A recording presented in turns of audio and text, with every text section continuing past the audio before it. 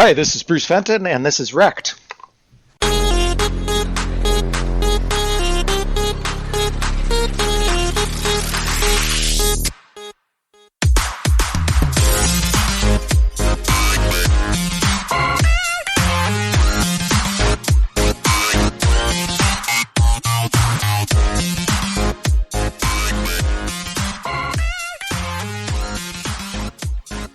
Hello and welcome to REKT Podcast. I am Bunchu alongside Crypto Chamber. Chamber, how are you, buddy?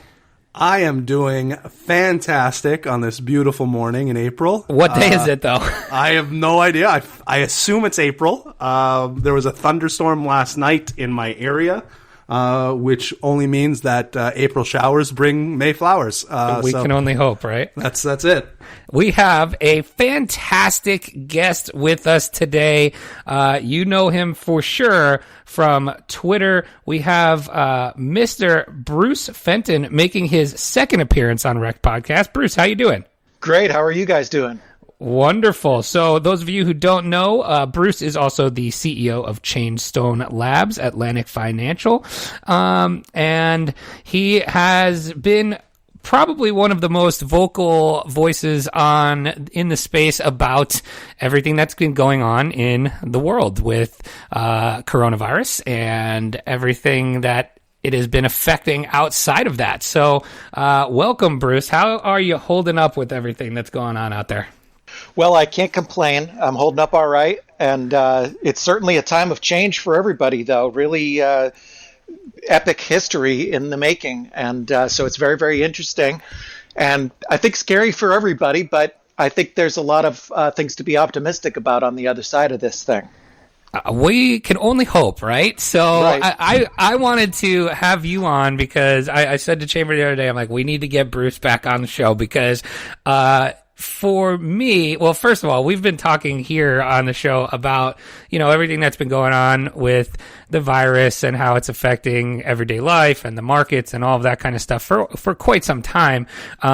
And quite honestly, you were probably one of the people that I first saw, in our space making, kind of sounding the alarms. So, you kind of got me on the train pretty early, in terms of, okay, this is a big deal. We need to do something about it. And, actually, to the point where I sounded like a crazy person to my own family and friends.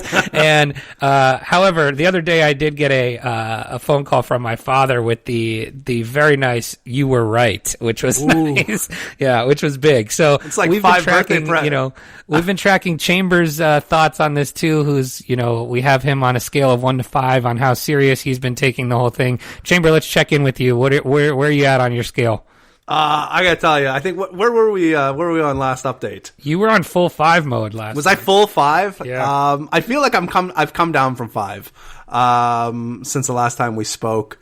That being said, though, I think we recorded on Friday, and I was in a fairly chipper mood. But towards the end of the day on Friday, we got like a mass email from like the corporate, my corporate company, saying that there's possibly going to be like 30% layoffs, and I'm like, oh.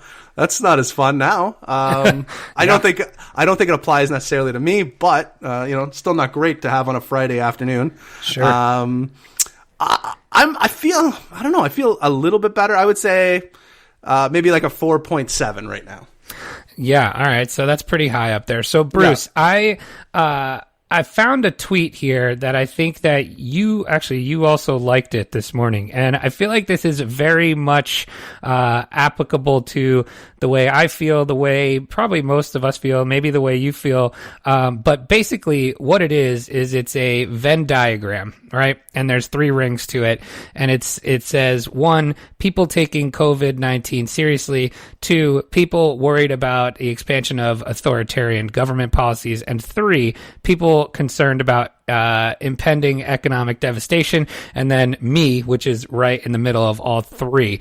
I feel like that's kind of the evolution that you've taken throughout all of this, right? So, you were tweeting about this back in, I would say maybe as early as early February, and gone through, I would say, quite a trajectory in your feelings about how everything's being handled. Would you care to kind of give us some light on that? Sure. I think that Venn diagram is kind of the perfect example of explaining how I feel about this. The other day I said that the biggest virus in 2020 is not going to be the virus, it's going to be authoritarianism. And some people got it, but some people took that as me discounting the virus. I'm not discounting the virus. I've been in quarantine longer than anyone I know. Since before any country other than China had quarantines, I've been in quarantine. I took my kids out of school weeks before any school was even considering taking people out. So I do take the virus very, very seriously. But that doesn't mean that I don't take authoritarianism even more seriously. We have to look at both things. There are drawbacks of giving government great power. And historically, it's been a very, very bad thing for the people of the world when governments have great authoritarianism. And we can say why there's the reason, and we know what's going on with the virus. But the fact is, we are less free right now than we have ever been before. And government is bigger than it's ever been before. And it just got bigger in the last month. And it's taken more power. And that is a bad thing. And if you don't count that in your risk-return analysis, there is no easy choices here. There is no good choices. But if you think that the choice is, hey, let's just have total authoritarianism and solve the virus, A, it may not solve the virus. And B, even if it does, either way, you've got to look at the other side of it. There is a risk. It's a non-zero risk of death, destruction, and misery because of this authoritarianism that we are enabling. So I do take the virus very, very seriously, but I just don't think that government is the solution. And I think that when you have authoritarianism, when you have bureaucrats making it illegal to buy seeds and illegal to make gardens, and you have a father getting handcuffed in a park in front of his 6-year-old daughter, and you have a surfer getting shot at. These are all things that have happened in the last week. That's not my America, and that's not worth living in. We have a saying here in New Hampshire. Our state motto is "Give me liberty or give me death," and that was written in a time when that really mattered, and it still does matter. I have no interest in living in North Korea. If I thought that I could get away from the virus and keep me and my family safe, and we had to live there for 10 years, I'm not doing it. I'm a free person, and I'm going to live free, and I will not take this kind of tyranny and authoritarianism. Doesn't mean I don't care about the virus. I do care about it. I think we should all have self-responsibility, and we should all really take it seriously and look out for other people. So that's pretty much how I feel about that. Yeah, so it's interesting because quite honestly, like just speaking for myself, as I mentioned before, you were probably one of the people that were tweeting about this and making people aware of the virus and its severity long before anybody, I would say, in the United States was really taking it as seriously as obviously we are now. And so I think there was tweets that you would put out early in March where you're saying, hey, we need to stay home, we need to stop the spread, we need to close things down, we need to shut we need to cancel events, we need to do that. And then recently I feel like the shift has happened majorly to, okay, well, now we're at the line of authoritarianism. So I guess where does the line cross for you between, okay, let's cancel things, let's cancel school, let's take people out, to, okay, well, now this is too far. So where, because I feel like there was a clear point where you kind of said, all right, now enough's enough. You know what I mean? Right. Yeah, I think, and that's a really good point. The world is nuanced, and there is no good choices. So it's kind of a big gray area. It's not as simple as let's have no government involvement or let's have all government involvement. We don't know what will solve things. We don't even know how serious the virus is. We don't know whether all these lockdowns will even work. Maybe the virus is going to be terrible even with the lockdowns. Maybe it's not as bad as we think with or without the lockdowns. We just don't know. But what sort of changed, and I do regret some of the early things that I said. I was never big on total authoritarianism, the kind of thing we have now. I wasn't advocating for, keeping people inside, not allowing walks and things like that. But I did advocate shutting down schools and government offices. And early on, when we had some of these huge events like Emerald City Comic Con and March Madness, RIP. Yeah, some of these other things, I did break from my normal kind of totally, small government philosophy, and I did, sort of support government officials shutting down these events. And the reason for that is because, again, the world is complex. It's the logistics of it. Big events like that can't trigger their insurance policy unless they have, certain things in their contract where it's canceled, without their control. So actually, governments shutting down these events, I think, was probably a net good thing early on. But I do sort of regret some of the early, calls of warning that I had, because what we've seen now is this morphing into this very bad authoritarianism. The other thing was, at the time when I was calling for it early on, we could have had a much better impact on stopping the virus. I went in, if everybody would have gone into quarantine when I went into quarantine, this would have been over 2 weeks ago. Sure. I mean, think about that. If the whole country would have, if somehow I had advisor to the president, and in early February I could have just said, okay, everybody take a 2-week vacation and go home, everything would have been kind of all right. It would be over by now. As the health crisis has expanded, and as there's been more and more cases, it's harder to do that.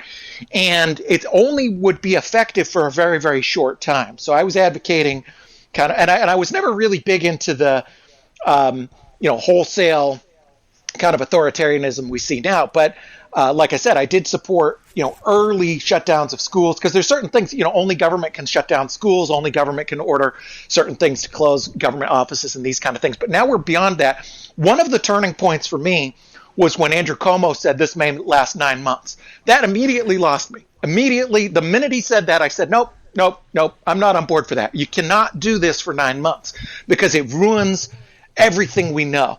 And it's not a matter of, I'm Wall Street capitalist and I don't get human life. No. It's because I understand the economy that I do value human life greatly. And I know, even better than I knew the virus, I happen to call the virus severity because I understand risk.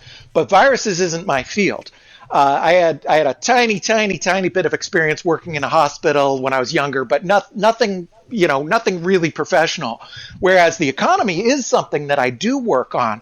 And I'm telling anybody who's listening right now, bad economics can kill a lot more people than a virus, and so can bad government. Bad governments have killed 300 million of their own people over the last century.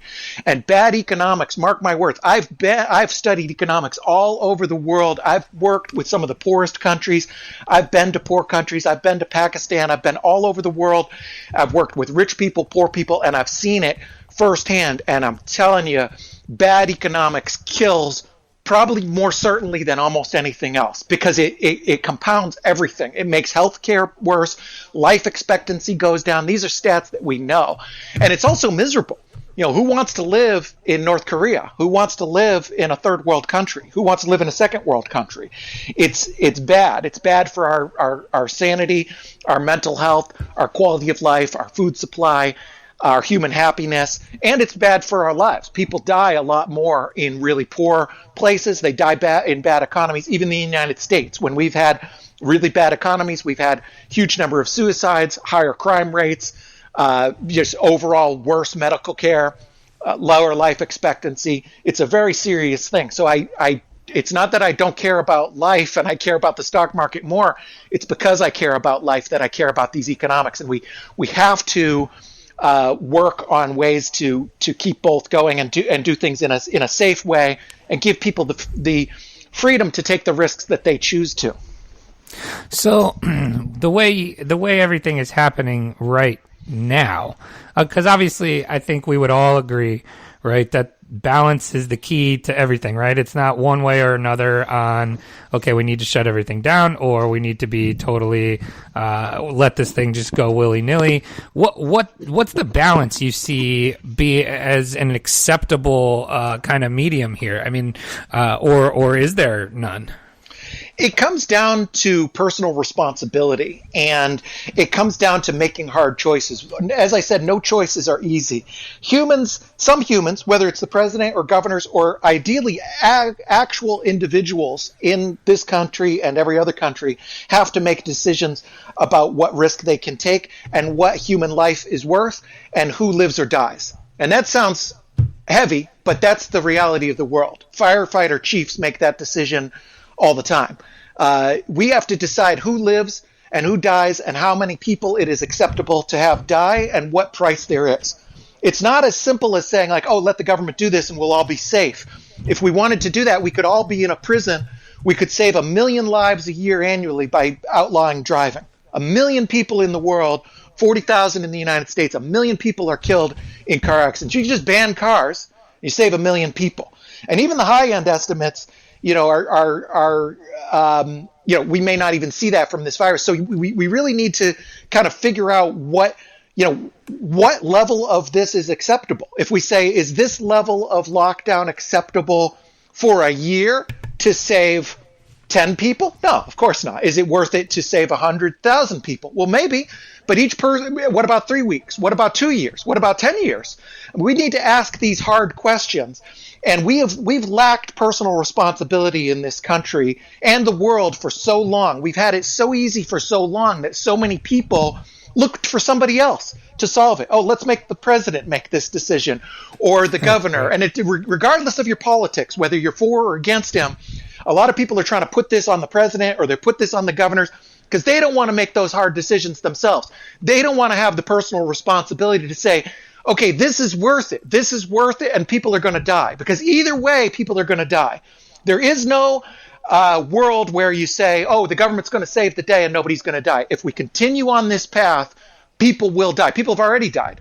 There was the surfer wasn't, I don't think he was killed, and it was in Costa Rica. But you're going to have people killed by police for violating these orders. You're going to have people die because of bad economies. You're going to have suicides because people are so lonely or because they can't feed their family.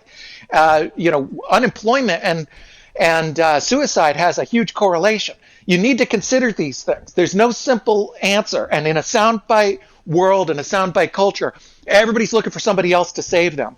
So we need more personal responsibility, and all of us, to collectively as a society, we have got to decide, not the president, we've got to decide how many people are we willing to have die one way or another. Either way, it's going to be bad. We open every single thing up, people are going to die from the virus. If we close everything down, people are going to die from bad economics, and they're also going to have depression, and the world as we know it doesn't work. And that's the other thing that people should recognize. This isn't some kind of staycation, it's fun, we're hanging at home watching Netflix and eating macaroni. No, this is a global economic meltdown. This is a very, very serious thing, and it is absolutely, completely unsustainable.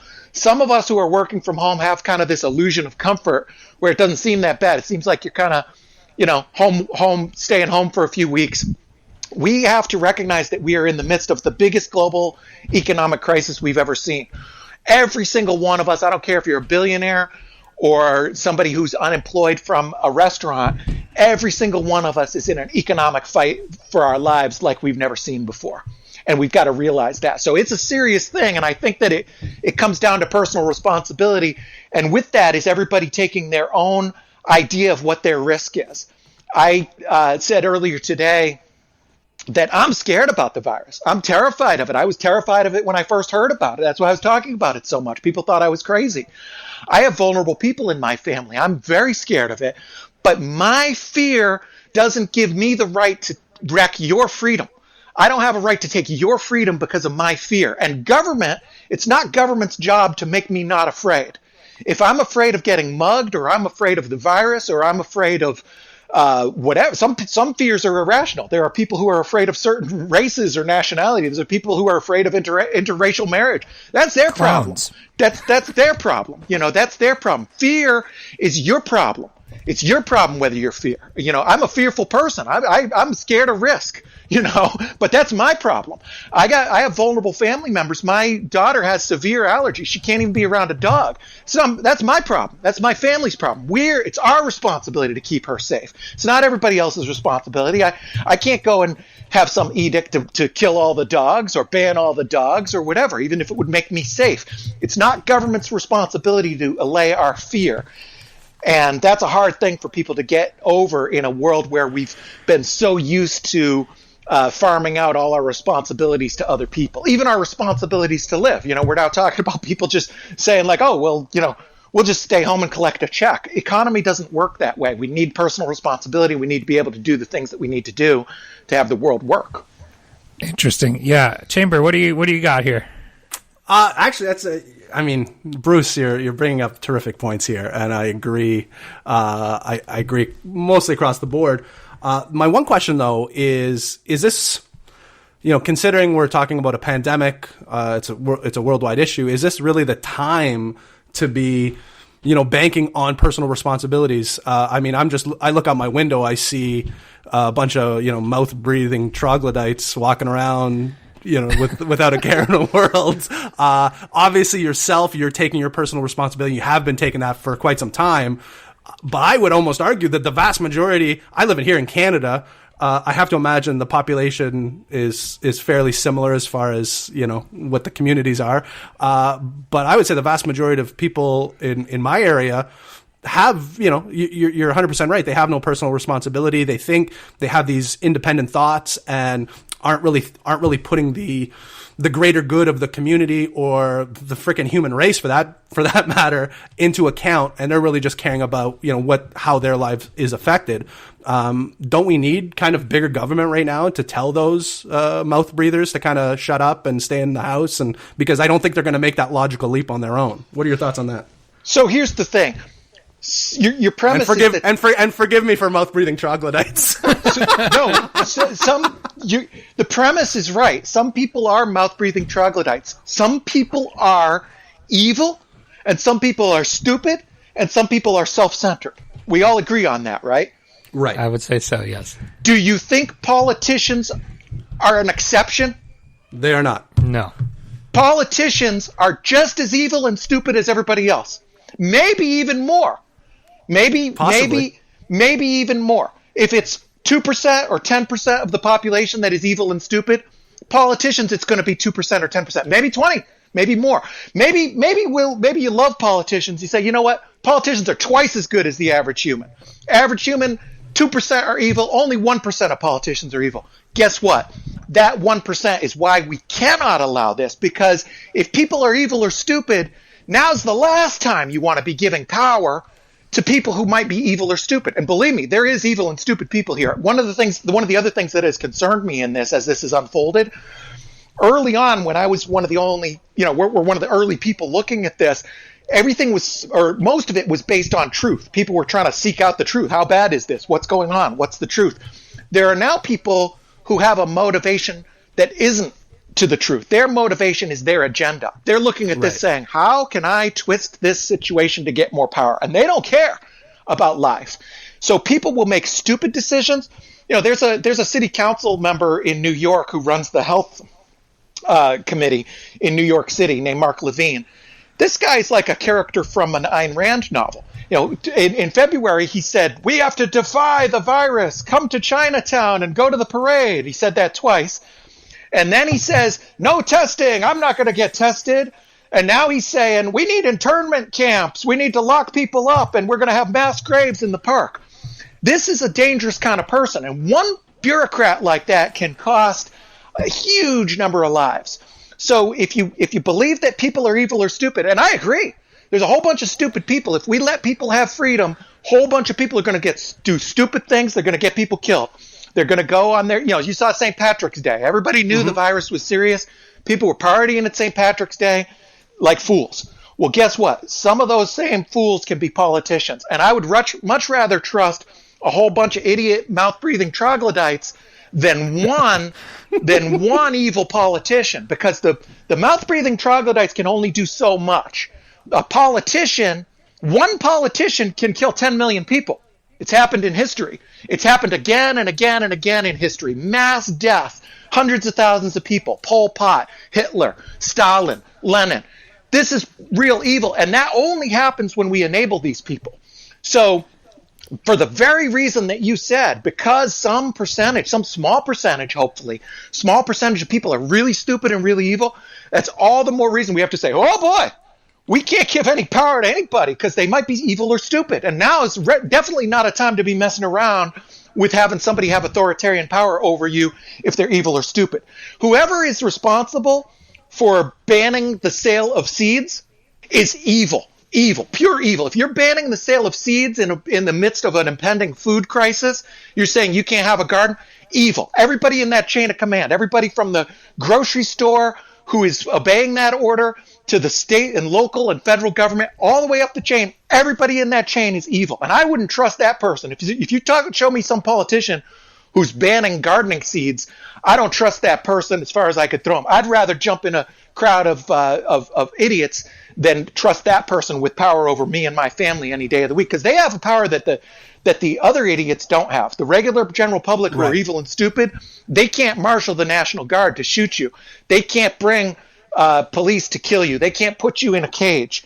But a politician can. So I think it's and again, no easy solution. It sucks that there is any evil and stupid people. It's like you have one evil, or you have another evil. And I think that the evil of a potential bad politician is much greater threat. And it doesn't necessarily have to be another Hitler.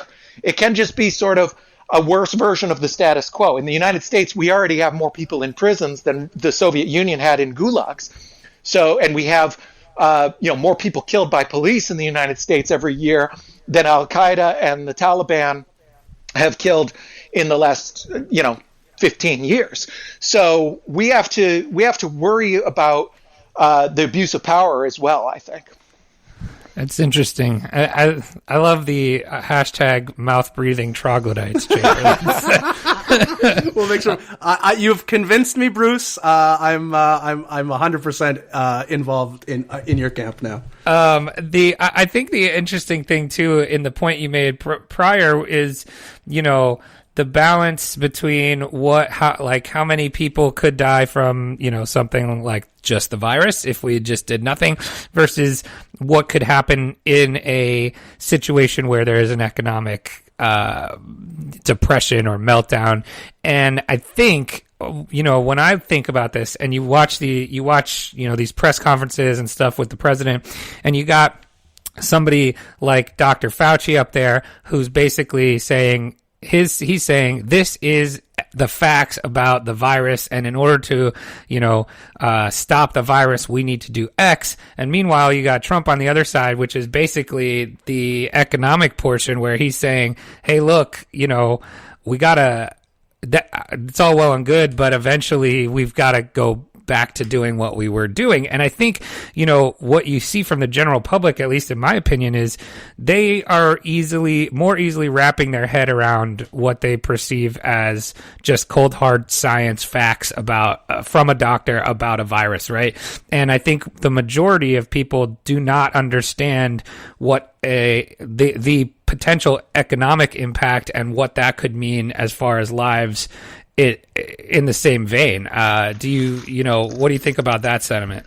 Yeah, for sure. Part of it is that, more than half the country just doesn't get economics. They just don't understand. Right, exactly. That's exactly my point, right? And so there's a lot of people who just don't they think that it's perfectly viable to say, well, I was working and now I'm at home watching Netflix and I got a check. That's not viable. And they're going to I think a lot of people are going to get an economics lesson, a very painful one. And hopefully the lesson will be the right thing. They're going to realize how important it is to have the world work. All of these small and medium and large enterprises that employ so many people, it's not just about the employment, which is really, really, really significant. Employment's a very, very big deal.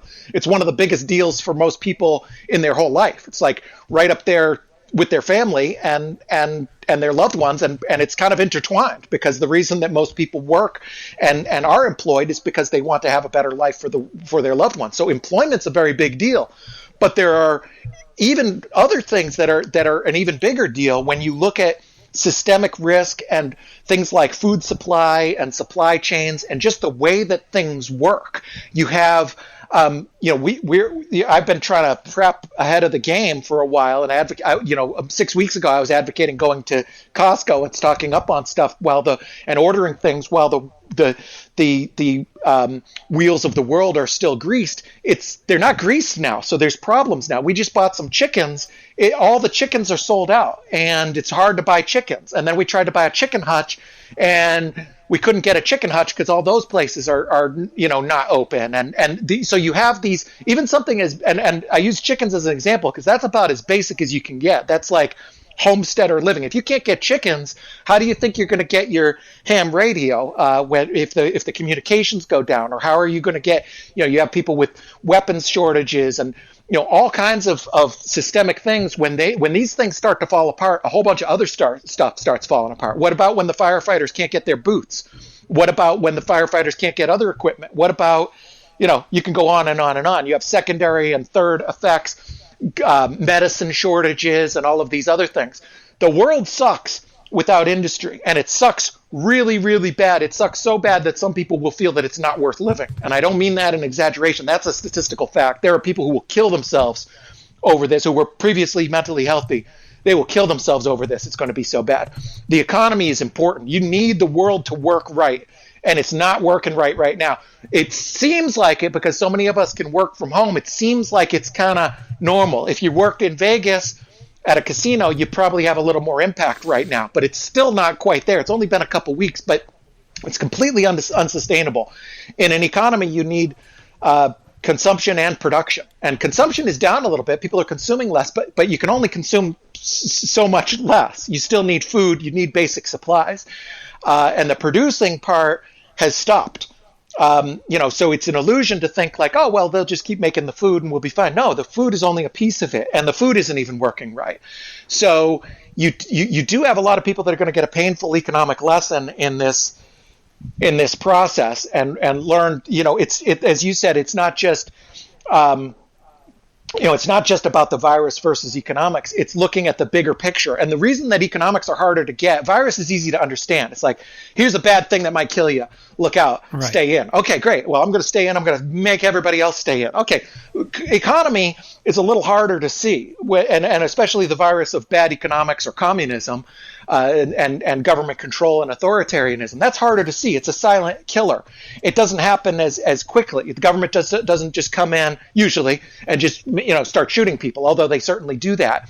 What you see is this degradation in the way that your quality of life is, and you get to a point where you say, well, is this what I wanted? How many lives is it worth to save where nothing works anymore? People can't work and they can't get supplies, and we have bread lines. We already have bread lines and things like that. So the overall kind of quality of life is important as well. And I don't mean quality of life like being comfortable. I mean quality of life like not being really, really, really crappy. I've been to places where, the people make $10 a day or $3 a day, and their quality of life is not comparable to ours. It's a really, really, serious thing that we've got to look at. So we can't discount economics, and there's so many things we take for granted in how the world works. We've got to get past that and realize that, this whole ecosystem that we built in the world is very fragile, and we've got to get that working as quickly as possible. So the way to solve that, you'd asked the previous question, you asked like kind of how to solve that. One of the things to do is to be more creative about how we do social distancing. Government doesn't trust us. They think we're stupid. They knew masks were good, but they thought we were too stupid to use masks properly and save enough for the healthcare workers, so they just lied. And they've done that again and again, and they're doing it with the social distancing. Social distancing could be much more nuanced. And instead, they've had this ham-handed approach to say, everybody's banned from doing everything. And what they should do is make it a little more nuanced and a little more complex. Say, yeah, your business can stay open if you're a solo practice. I have a whole bunch of businesses I deal with that are just a solo practice. I needed some. It's so trivial now, but I was going to get some pictures framed for the office. That's something that somebody could do. It's just a one-person shop. There's no virus risk there, and even if there was, you can allay that with time. You could drop it off, put it in a safe location for up to 3 days if you're really conservative. Then they could fix the picture frames, and then they could put it back, and I could wait 3 days. At least it would be better than nothing. You could have somebody get their car detailed, or you could have things delivered. You can lag it. You could put people on shift work. You could separate them by 10 or 20 feet within a factory. You can give them gloves and have separate bathrooms, and anything's better than nothing. But this ham-handed approach of just saying, everything is banned, that's partly because of disrespect that the government has for us. The better way to do it would have been to rely on self. And also they downplayed it because they were afraid that everybody would panic, and instead it's really the government that's panicked. They should have told the truth. If Fauci would have come out in January and instead of and he said, I think it was January 27th, oh, this is nothing to worry about. I was angry. I was commenting on it. He's saying, oh, this is nothing to worry about. It's very, very low risk. He should have said the opposite. He said, this is horrible. They should have, instead of calling it a flu, they should have said, this is airborne, HIV practically. It's a really, really scary thing, and you got to stay in. And then people would have stayed in voluntarily. We probably wouldn't have this problem. Same with masks. I mean, the data on masks, if we would have been using masks earlier, thousands of lives would be saved. So, that's where it comes back to that. Chamber, you got a question here? I was going to say, I love airborne HIV, by the way. That's another good one. Well, it does. The SARS-CoV, SARS, it does have some common DNA. That was one of the things that was being talked about earlier. So it wouldn't be that far-fetched of something to I do remember seeing just more recently, I think it was either earlier this week or late last week, I remember seeing somebody brought up the Fauci January, Did I send meeting. that to you? I don't know if you said, I just remember seeing it, and yeah, you're 100% correct. Like, he was definitely downplaying the coronavirus while it was in China. My question for you, though, Bruce, is obviously, the knowledge you have on it is better than most. I'm interested to know what your kind of, best case scenario, worst case scenario, I guess, are, and maybe kind of what your realistic scenarios are.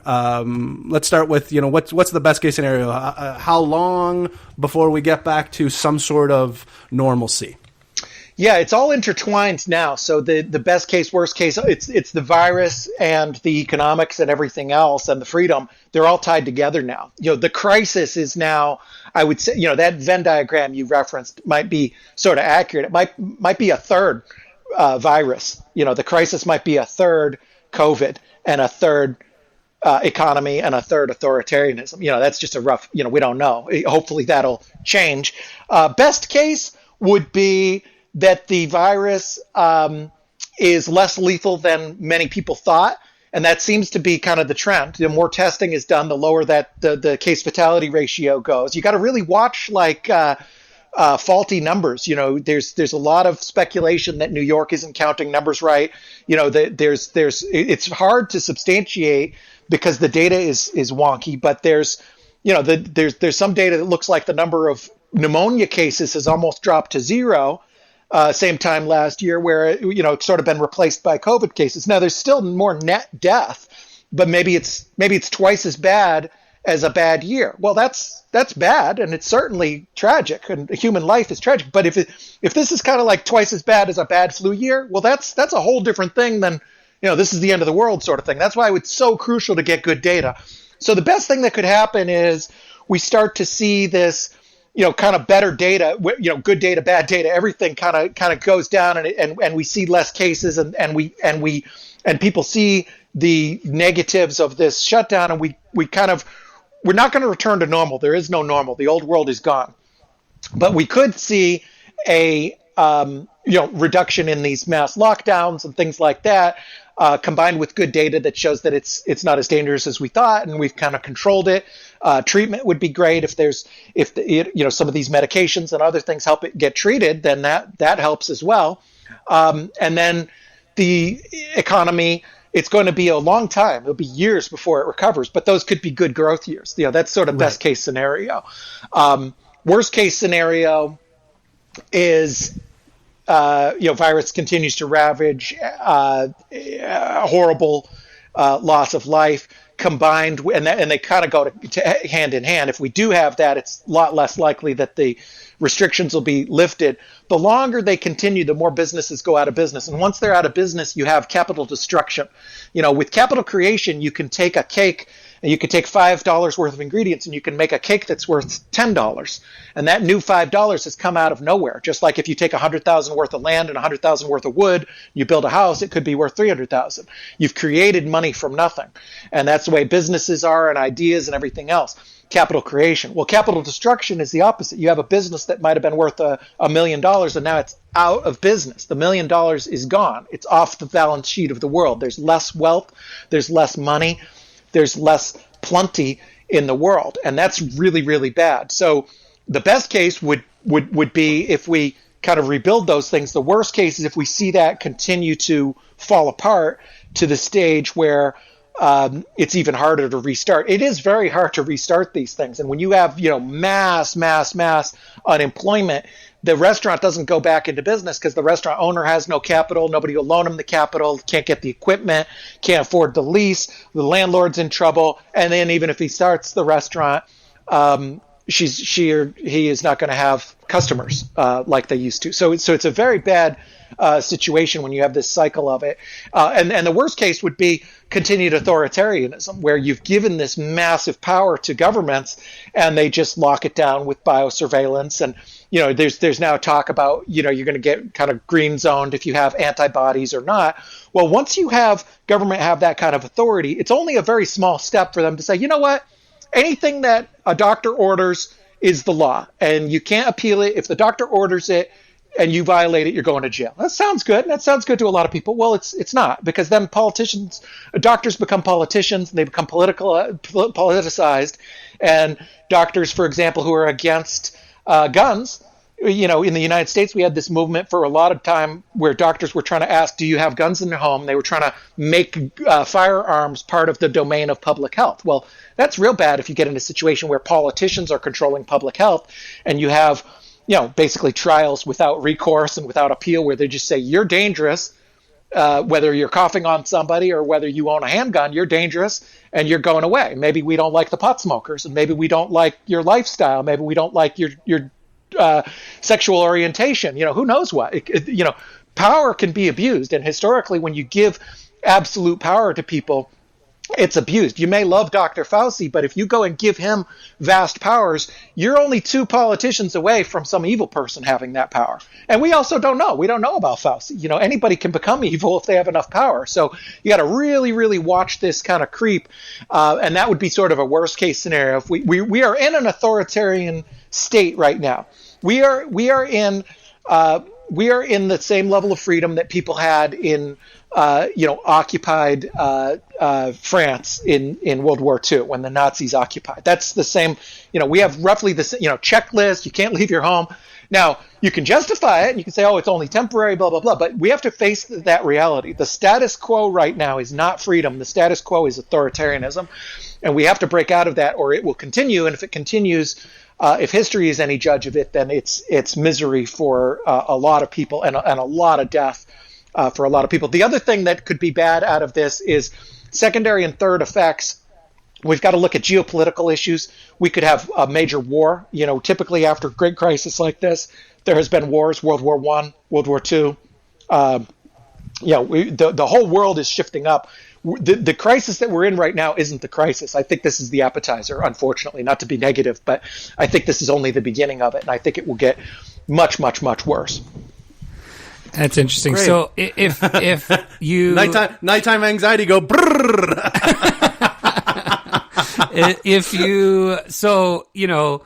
Right now, where we're at in the U.S. is April 30th, as far as, the kind of guidelines for people to stay inside, social distance, work from home, all that stuff. If that were to be lifted by the end of April, is this like economic, doomsday avoidable? Is it, or do you just see it as being, it's just going to get pushed off and all of that stuff? The economic doomsday is here. It's inevitable, and the wheels have already come off the car. The car's going down the highway at 120 miles an hour, and the wheel just fell off. And so what should people be doing? Well, you really want to for one thing, you want to be a prepper. A lot of people think like, oh, I'm a prepper now. I went to Costco. No, Costco is not a prepper. That's just normal now. That's what you have to do to survive. You're not a prepper. If you want to be a prepper, you got to plan for the emergency. Just because we're in one doesn't mean like there's no other emergency. You got to plan for the next emergency. You got to plan for 10x worse than this. 10x worse than this. You got to plan for things being much, much worse. You got to say, what happens if I wake up tomorrow and there's a notice from the government saying that internet has been shut down until further notice, stay inside? Well, then what? What do you do? Like, we're not having our podcast. You're not looking it up. Oh, I'm going to go look on Twitter and see what there's. No, you're not. We have to plan for worst case scenarios. What if there's food shortages? Real food shortages, that leads to crime. You have to plan. So the first thing that people should do is be planning for the worst. You should always plan for the worst. That's why, even years before this, I said it was, I was kind of a prepper before. I said it makes sense to plan for the worst emergency. We're in an emergency now. We have to plan for that 10x. We have to say, well, what if there's a global war? This is why a lot of people don't understand, by the way, about the military and some of the actions that Trump is doing and stuff. This is no joke right now. This isn't 2017. We are in a very, very precarious place in the world, and we could have global war erupt instantly. I mean, it's everybody in the world. Just like somebody can get in a fist fight in the Walmart parking lot, the globe can do that too. All it takes is a little bit, a little bit here and there. This captain was just relieved from the aircraft carrier because he revealed secret information. I think he should be, because we're in a crisis right now. This is high alert status. We could have a global war right now, and so you have to plan on these kind of things. Plan on your finances. You can't depend on anything. You can't depend on the old world. You can't depend that your bank says that you have money and it's really there. You can't depend that you're going to be able to get it. You can't depend that your food is going to last. You can't depend on the government to help you. You have to be as self-sufficient as possible and take as much responsibility as you can, and take care of yourself and your loved ones, and make a network too. We've become very insulated and separate, and we've broken away from our long-standing 10, 20,000 year human history of being in tribes and relying on each other. We've all become independent individuals, which has some advantages, but in times like this, it has some drawbacks. So I encourage people to have a strong network, have as much self-sufficiency as they can, have their funds and their money diversified, and looking at safe ways to kind of manage risk, and then also managing personal risk. Be concerned about your personal safety. Have backup plans. Have plans if you need to move. Have plans if you lose your job, and then have backup plans beyond that. That's what I think everybody needs to do, because I think it will get much worse. And the economic situation, like I say, the tire has already fallen off the car. We're in this crisis. Real estate will crash. There's just even if we go back to work on April 30th, it doesn't return to normal. The old world is broken, and it's gone forever. And that is a cataclysmic shift in the way that the world works. It's a very, very big deal. Hopefully it'll come out all right. My optimistic thing would be we see recovery, over the next year, and we're not going to be normal again, but we start to return to growth. We could have some very good growth years. The 20s could be great. And I think at worst, I think the last half of the 20s are going to be really great times in human history. We're going to have a lot of innovation, a lot of growth, and a lot of positivity, I hope. But it's going to be some rocky road in between. You got to prepare for that. You got to prepare for the worst. As shocking as this is, you got to prepare for the next thing. Very, very interesting. I think, well, at least a glimmer of hope for some roaring 20s at the end. I needed that. I'm going to be honest. I'm like, I hope I get a little sprinkle of hope there at the end. So thank you very much for that, Bruce. But I think that is a perfect place to wrap up. Bruce, thank you so much for your time this morning. Chamber, what did you think of this conversation? I mean, this is the quintessential quarantine conversation. I tried to alliterate that as best I could, but yeah, I think this was better than anticipated. Bruce, you gave us a tremendous insight on from your perspective, which was fantastic. But yeah, very pleased with this conversation. Chamber, go buy some chickens. I'm told you can't. I'm told they're in short supply. I honestly thought you meant just chicken, and then I realized about 30 seconds in, I think he means real chickens. Yes, actual chickens. Yes, because that's what you need if the food supply goes down, dude. Jeez, I'm gonna try. I'm gonna get some pigeons or something. I'll figure it out. All right. Well, Bruce, any last anything else you want to say before we get going?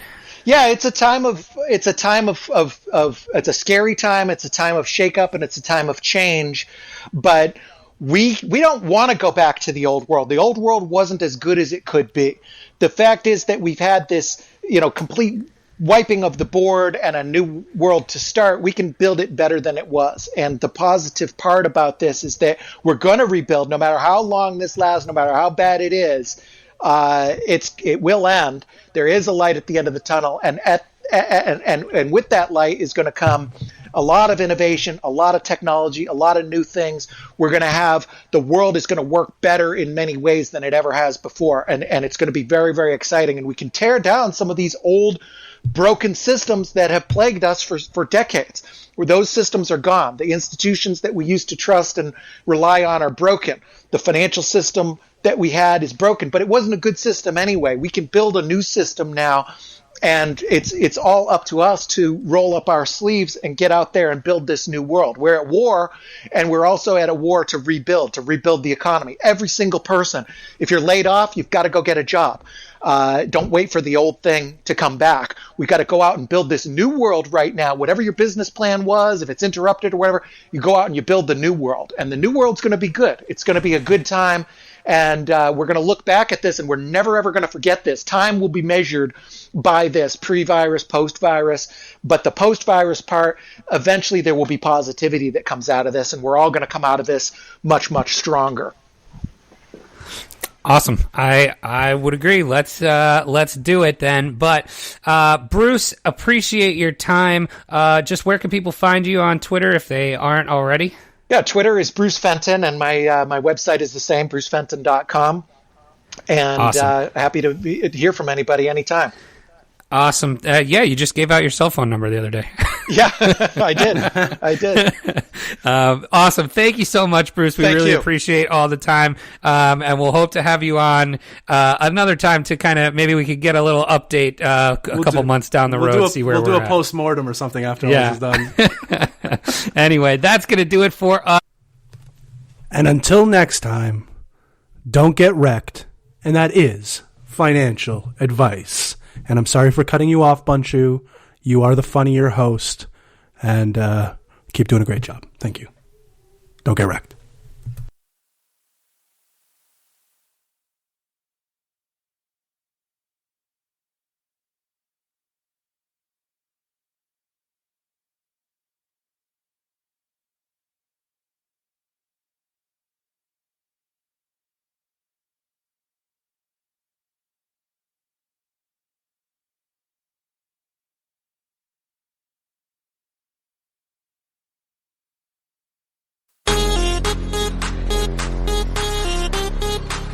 Hey everybody, thanks for listening.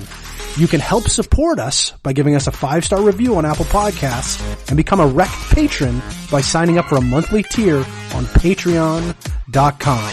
That's patreon.com/REKT podcast. Don't get wrecked.